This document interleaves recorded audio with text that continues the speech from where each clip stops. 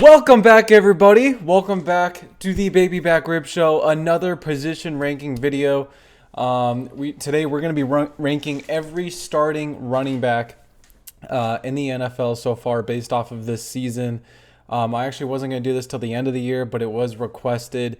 And honestly, it was really fun doing it. It's probably the hardest position group to rank out of, the main three offensive position groups, just because it's so I'm trying to think of the word, but it really can go anywhere, and there's so many different numbers. It's hard to judge on how good a running back is just because there's so many things that go into it.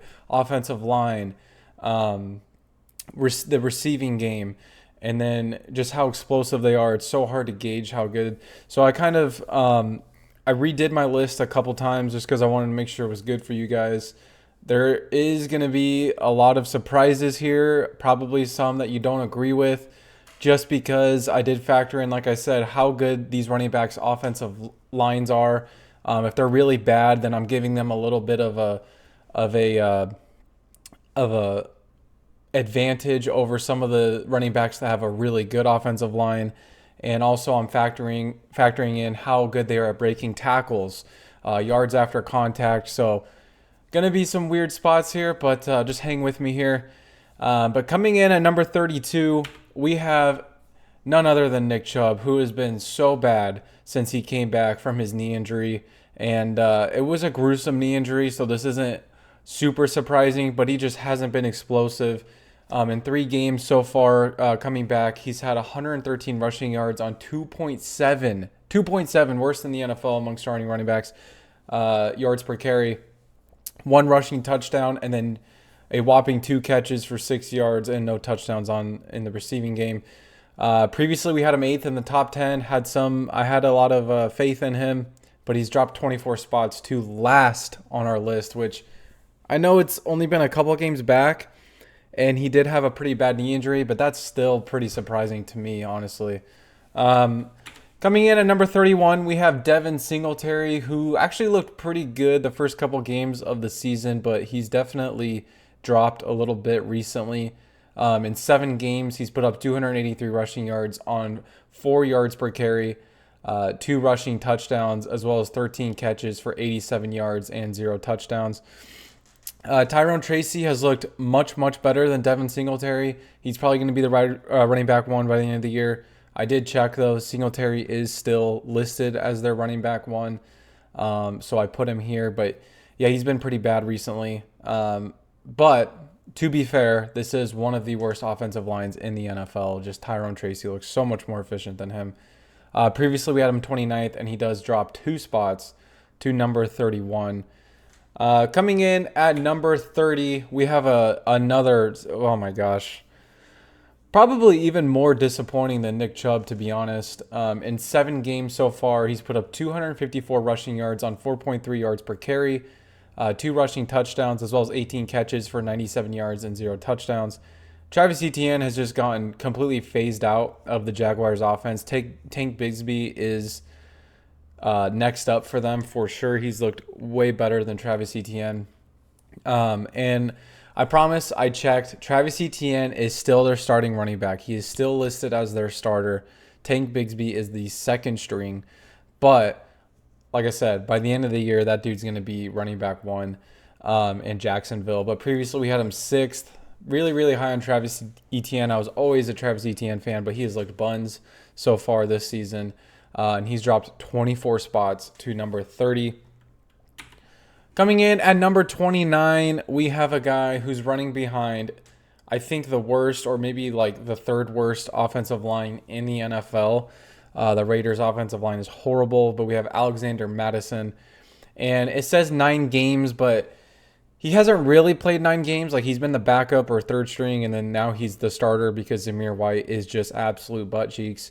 But so far in 9 games, he's put up 301 yards, 3.3 yards per carry, 3 rushing touchdowns, and also 22 catches for 195 yards and 1 touchdown. In the receiving game, we did not have him ranked earlier because we had Zamir White as the starting running back at the beginning of the year, but he's definitely gotten phased out, and I believe we predicted him as number 32, which if he was still the starter, he would fall in that spot.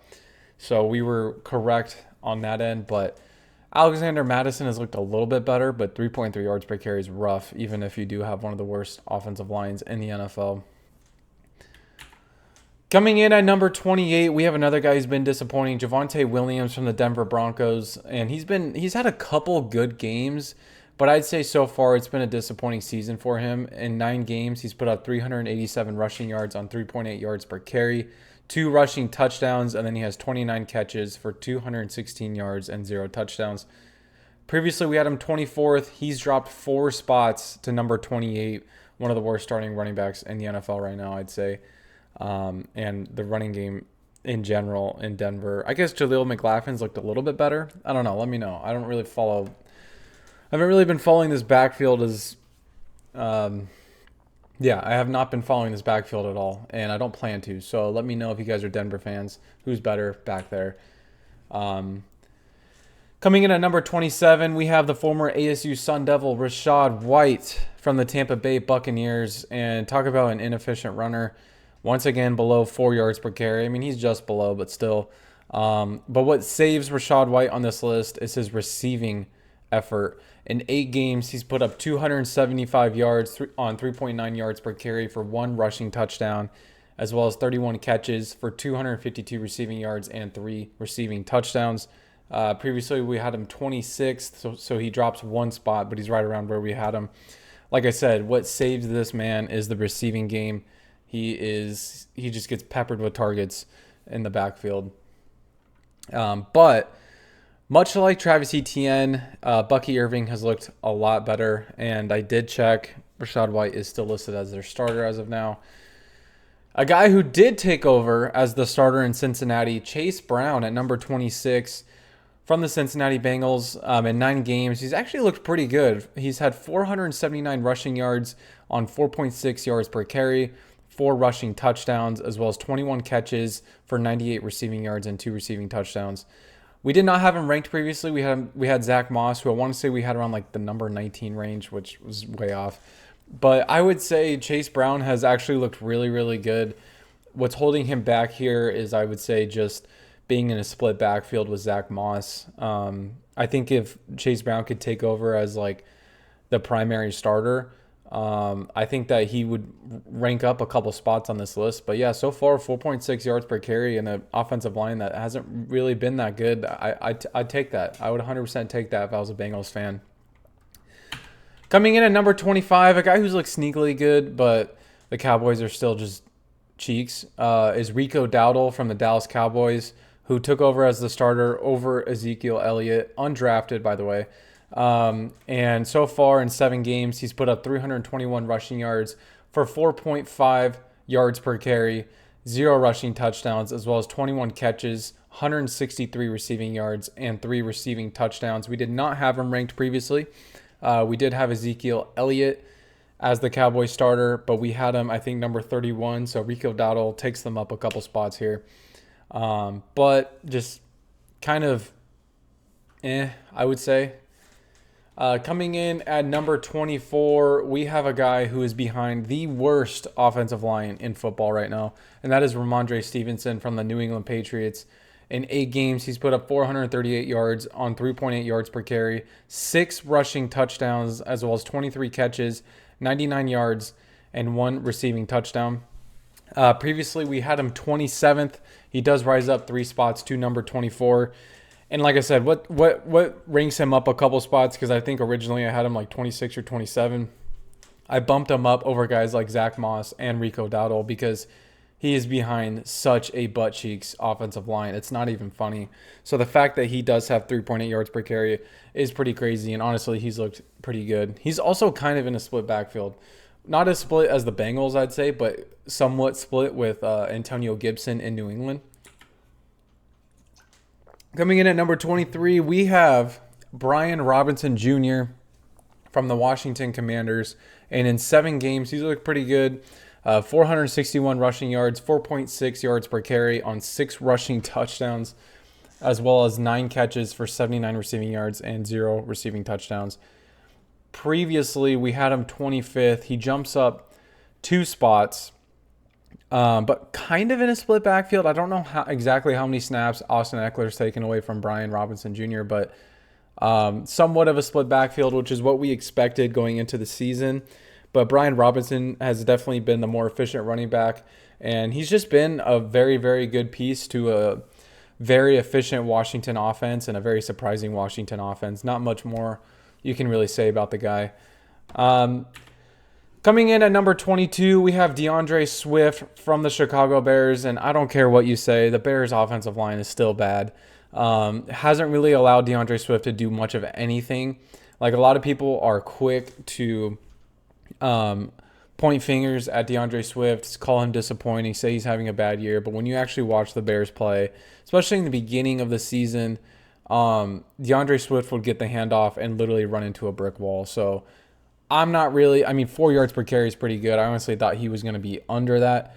But in 8 games, he's had 505 rushing yards, 4 yards per carry, 4 rushing touchdowns, as well as 25 catches for 224 receiving yards and 0 receiving touchdowns.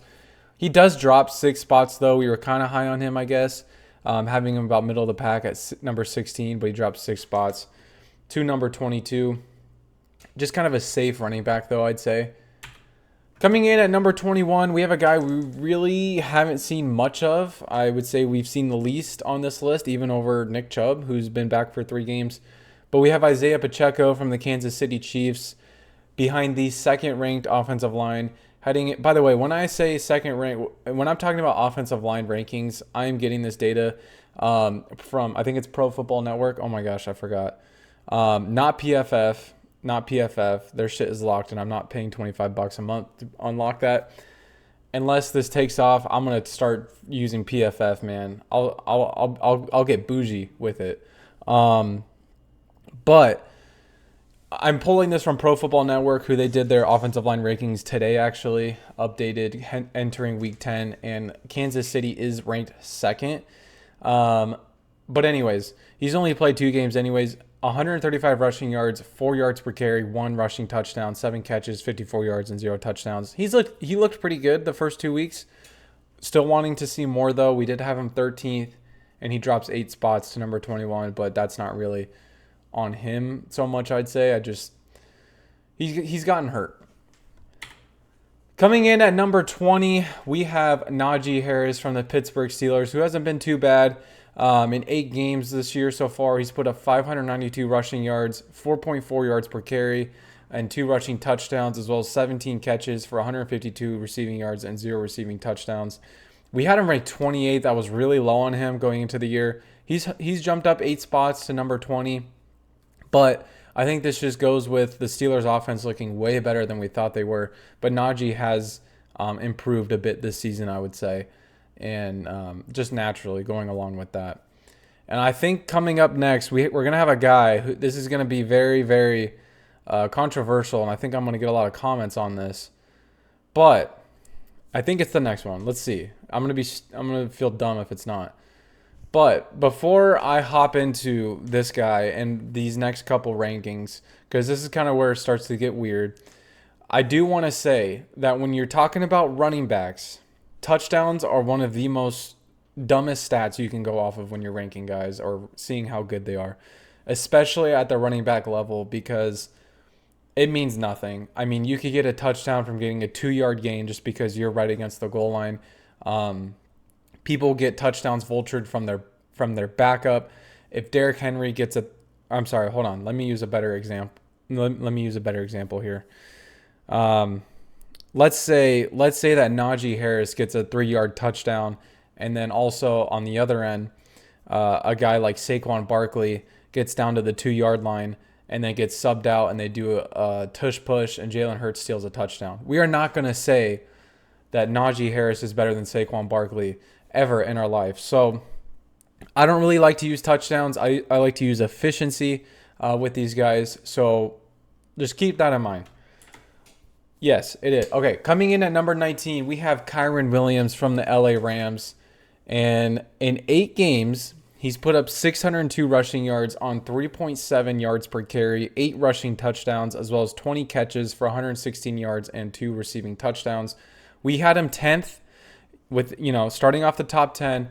He does drop 9 spots to number 19. And I know you guys are going to call me crazy, but I think Kiron is just a prime example of benefiting off of getting the ball like almost every play when Cooper Kupp and Puka Nacua were out.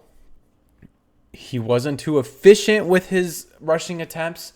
That's why I drop him this low. I do think he has been good this season. I really do. Originally, I had him 23rd, so I jumped him up because he has had a good season. I just think that it's kind of blown out of proportion with his touchdowns and everything. But let me know what you guys think. Do I have Kiron way too low? Please let me know. It's funny because literally like 2 weeks ago, we were talking about Kiron Williams, and I said if Derrick Henry wasn't having such an amazing season, he would be Offensive Player of the Year. I completely retract that. I had no idea what I was talking about because, I don't even have him middle of the pack in terms of running backs so far. Coming in at number 18, and I'm using Jordan Mason. Obviously, Christian McCaffrey is still the starter this year. Obviously, he's going to come back soon. Hopefully. I mean, I don't know. But I thought it would be so dumb if I used Christian McCaffrey just because we haven't even seen him play. So I'm using Jordan Mason as their starter from the San Francisco 49ers. And in 8 games, he's put up 685 rushing yards on 5.1 yards per carry. Been very efficient in the absence of McCaffrey. 3 rushing touchdowns as well as 10 catches for 86 receiving yards and 0 receiving touchdowns. I mean, he's not going to be above 16. He's not going to be in the top 10 just because this is prime Kyle Shanahan scheming right here. But Jordan Mason has still been just fantastic and very, very talented. I could see him being a starter on another team or at least a premium handcuff on another team because he is having a breakout year. But obviously, we didn't have him ranked before. We had Christian McCaffrey as the number 1 running back in our preseason rankings. Coming in at number 17, we have David Montgomery. Now, I know what you're saying. You're saying, Otto, you freaking idiot. You fucking moron. Jahmyr Gibbs is the Lions starter. He's been way better. He's been way more efficient. Listen, I know. I would agree with you. But if you look at the Detroit Lions depth chart, David Montgomery, okay, and that's what I'm going off of because that's how I make these lists because I want to make sure that I have my shit right. David Montgomery is still the starter. He is the starting running back in Detroit. I don't know why. That makes no sense to me, but I'm going off of what their depth chart says. David Montgomery is the starting running back, so I got to rank him for the Lions here. That being said, he's been basically the David Montgomery that we've known. He does drop 3 spots. He was 14th, but he drops to 17. Doesn't really mean much. I just think there's a lot of guys who've been surprising, so I think that's the reason. But 14 is a good spot for him, especially in the preseason. In 8 games, he's put up 488 rushing yards, 4.4 yards per carry, as well as 7 rushing touchdowns. And he's had 17 catches for 161 yards and 0 touchdowns in the receiving game. Not really a receiving running back, but like I said, not much to be said here. David Montgomery doing David Montgomery things. Coming in at number 16, we have Tony Pollard from the Tennessee Titans. And in 8 games, he's put up 622 rushing yards, 4.4 yards per carry, 3 rushing touchdowns, as well as 24 catches, 135 receiving yards, and 0 touchdowns. Listen, what Tony Pollard is doing right now on the Tennessee Titans behind one of the worst offensive lines in the NFL. I think it's the 2nd worst offensive line currently in the NFL. The Titans do not have an offensive line. I'm sorry. They do have one. They don't have a good offensive line. I don't need PFF or Pro Football Network to tell me that. I don't need to look at rankings to tell me that. I've known they've had a buns offensive line. So what Tony Pollard is doing is pretty awesome. 4.4 yards per carry. That's explosive. He's honestly having a pretty good year this year, very quietly because the Titans have been so bad.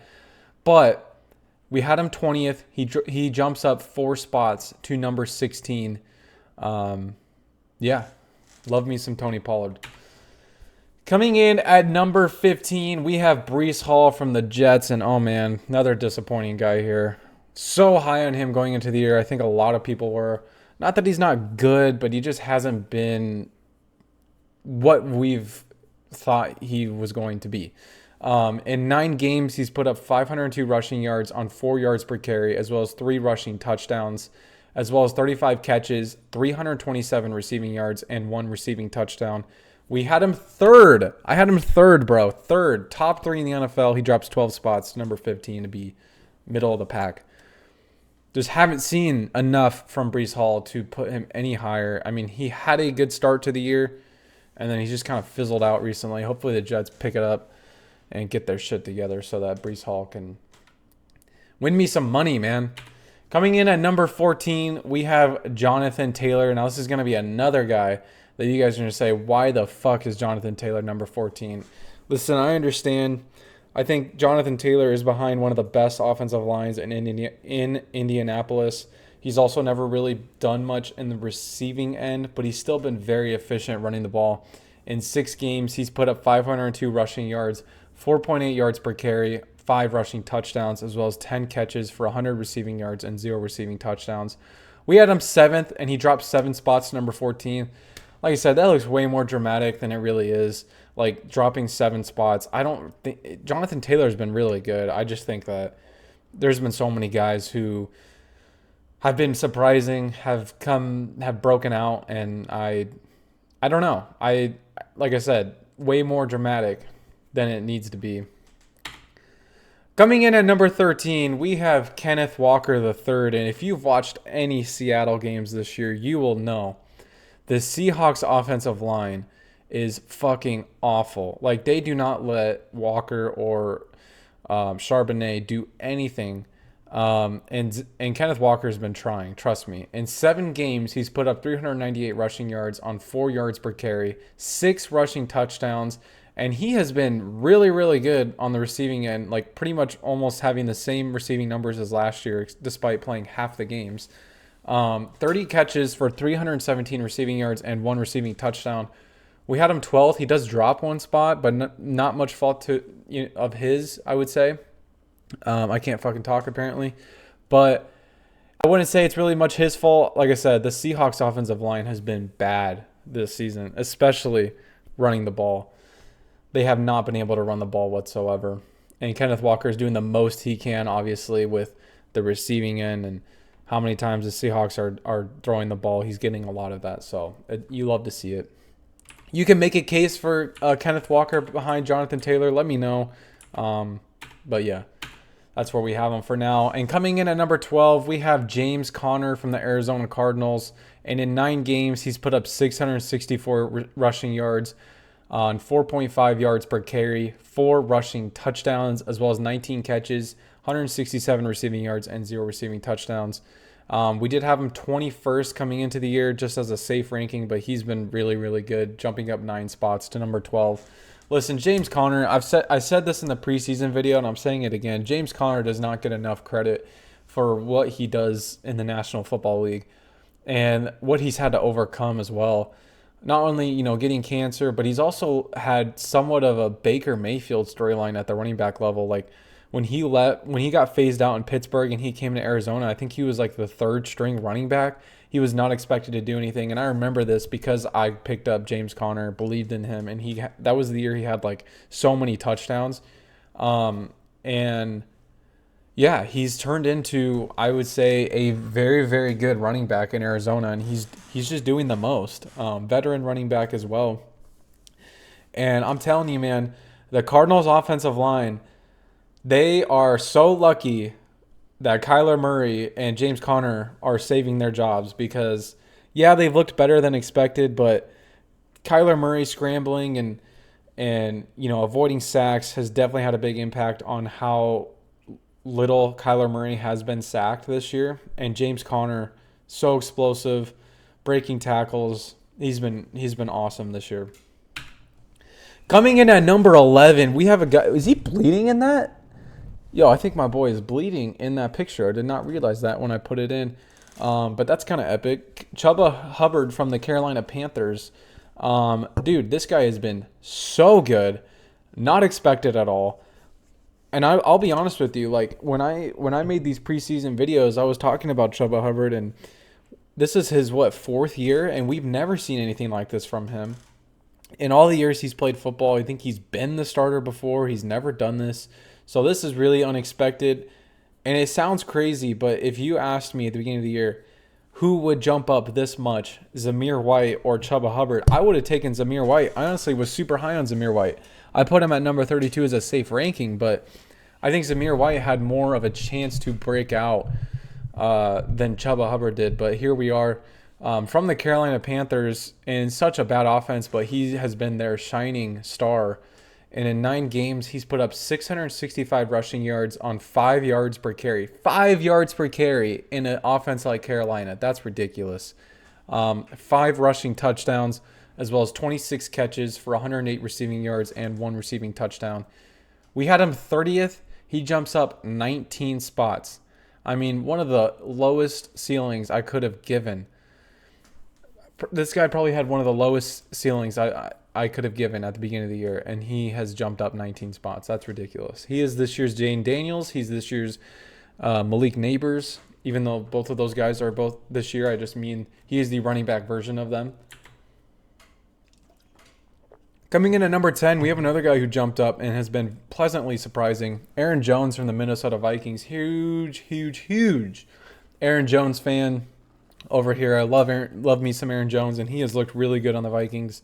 In 8 games, he's put up 565 rushing yards, 4.5 yards per carry, 2 rushing touchdowns, as well as 26 catches for 245 receiving yards and 1 receiving touchdown.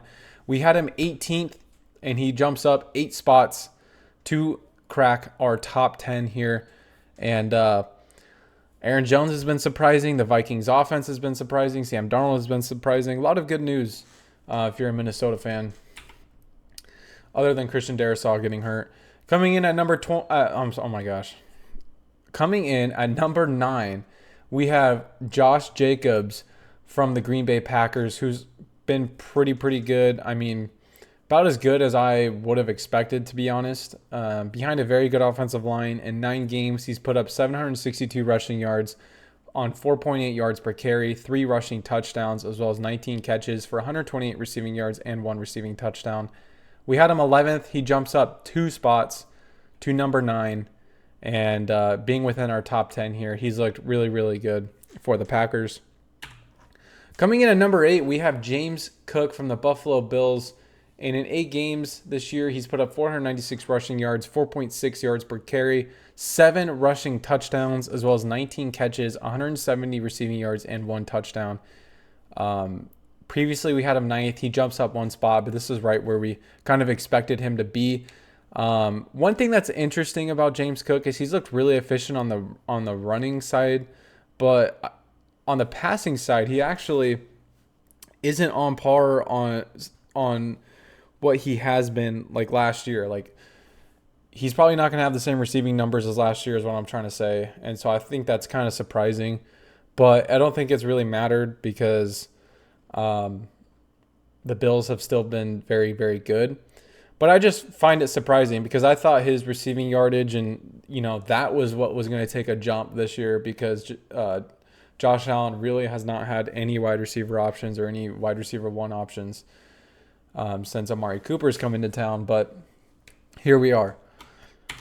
Coming in at number 7, we have Devin Etienne from the Miami Dolphins. And in 8 games, he's put up 420 yards, 4.5 yards per carry, 2 rushing touchdowns, as well as 37 catches, 302 receiving yards, and 3 receiving touchdowns. We did not have him ranked before. We had Raheem Mostert, I want to say like in the number 22 range. I think it actually was number 22. But no, Devin Etienne's definitely the starter. We saw that week 1. This guy's been very efficient. Even with Tua out, he's still been pretty good. And I'd say he's been the best receiving running back in the NFL this year, not named Alvin Kamara. And even I'd say Bijan Robinson, maybe. They're probably at like the same level. But very good on the receiving end. And he's been explosive this year. Coming in at number 6, we have J.K. Dobbins from the LA Chargers. Another guy who's been surprising on just how good and explosive he has been this season. In 8 games, he's put up 620 rushing yards on 4.9 yards per carry, 6 rushing touchdowns, as well as 21 catches for 107 receiving yards and 0 receiving touchdowns. We did not have him ranked before because we had Gus Edwards like in the late, like number 27 or number 28 range. But J.K. Dobbins has just completely taken that starter role week 1 and ran with it, literally. Pun intended, and he has been very, very good, just missing our top 5 here. Definitely benefiting, though, off of that Greg Roman offense. But nonetheless, he's been feasting. Coming in at number 5, we have Joe Mixon from the Houston Texans. And, dude, in the games, this guy has basically been like the equivalent of a running back version of like A.J. Brown or Nico Collins, because in the games he's played, he's looked so good. In 6 games, he's put up 609 rushing yards on 4.8 yards per carry, 6 rushing touchdowns, as well as 14 catches for 115 receiving yards and 1 receiving touchdown. He's been so much better than what they've had in Devin Singletary. Like, it's not even funny. So much better than Dameon Pierce. He's looked really, really good. And we had him 17th, thinking he was going to, dip in efficiency, look a little less explosive this year. He's jumped up 12 spots to number 5. And like I said, like A.J. Brown, Nico Collins, but more A.J. Brown, people are just forgetting just because he's been in and out of injury. When he's on the field, he's been elite. So he kicks off our top 5 here. And it's a fun top 5 because coming in at number 4, we have Bijan Robinson, who's been really good. Still drops 2 spots, though, because the top 3 guys have just been so surprisingly amazing. But in 9 games so far, he's put up 632 rushing yards on 4.7 yards per carry, 4 rushing touchdowns, as well as 38 catches for 303 receiving yards and 1 receiving touchdown. Like I said, we had him second. He drops 2 spots, but doesn't mean he's been bad at all. He's been very, very good this year. The Falcons' offense has been very, very good this year. Coming in at number 3, we have Alvin Kamara from the New Orleans Saints, who has just looked like prime Alvin Kamara. Now, the Saints have been bad, very bad. They've lost 7 games in a row. But those first 2 weeks, Alvin Kamara would put him number 1 on this list. But he's obviously dipped a little bit since then, still having a very good year. In 9 games, he's put up 660 rushing yards on 4.4 yards per carry, as well as 6 rushing touchdowns. He's also had 46 catches for 367 receiving yards and 1 receiving touchdown. We had him 15th, middle of the pack, which is where he's been the past couple years, but he jumps up 12 spots to be in the top 3 this season. And hopefully we get some Derek Carr back. Hopefully Alvin Kamara can have some more breakout games here. Coming in at number 2, we have a guy who has been fucking amazing in Saquon Barkley from the Eagles. In 8 games, he's put up 925 rushing yards on 5.9 yards per carry, 6 rushing touchdowns, as well as 20 catches for 146 receiving yards and 2 receiving touchdowns. We had him 5th. He jumps up 3 spots to number 2. And if the guy at number 1 wasn't having a legendary year, this guy would 100% be number 1. Saquon has been looking so good for the Eagles. And it's funny because 3 out of our top 5 are on new teams. Like, they just signed with their new team, and they've been improving their new team week after week. And there is no better example of that than the guy who's at number 1. The king himself. Hold on, man.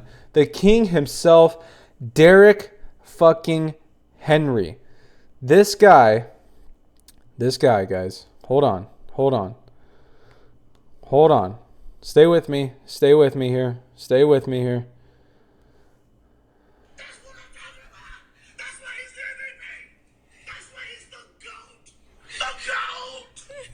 Bro, that video right there is my reaction every time I watch Derrick Henry play football on the Baltimore Ravens. Oh my gosh, man.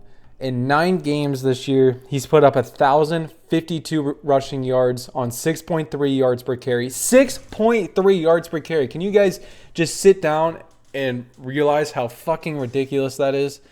11 rushing touchdowns. 6.3 yards per carry is more than some quarterbacks' average completion yards.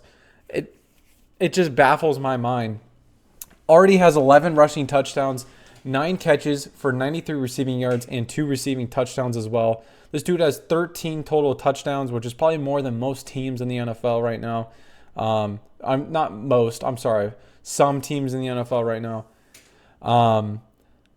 And previously we had him 4th. Easily jumps up 3 spots, number 1. I thought I had him too high when I had him at 4th. I'm glad I didn't drop him because, yeah, he's been insane. But, yeah, what a way to cap off our video. Guys, thank you so much for the support recently. At least for me, how small of a YouTube channel I am, it's been huge, and I really appreciate it. Even if you guys agree, disagree, doesn't matter. But thank you guys so much, everyone, all my new subscribers, and anyone who subscribes after this video. If you haven't already, check out my channel, check out our channel. Subscribe, like, comment. Let me know what you guys disagree on this video. I love doing them. I love making these rankings, and they are so much fun. So, other than that, election was last night. No matter if anyone won that you wanted to win, doesn't matter. I hope you guys went out and voted, because that's all that matters, right? But yeah, let me know how you guys are feeling. I will see you guys in the next video. I think I might make another video today just for the fuck of it. So I might see you guys in a couple minutes. But thank you guys so much for watching, and later.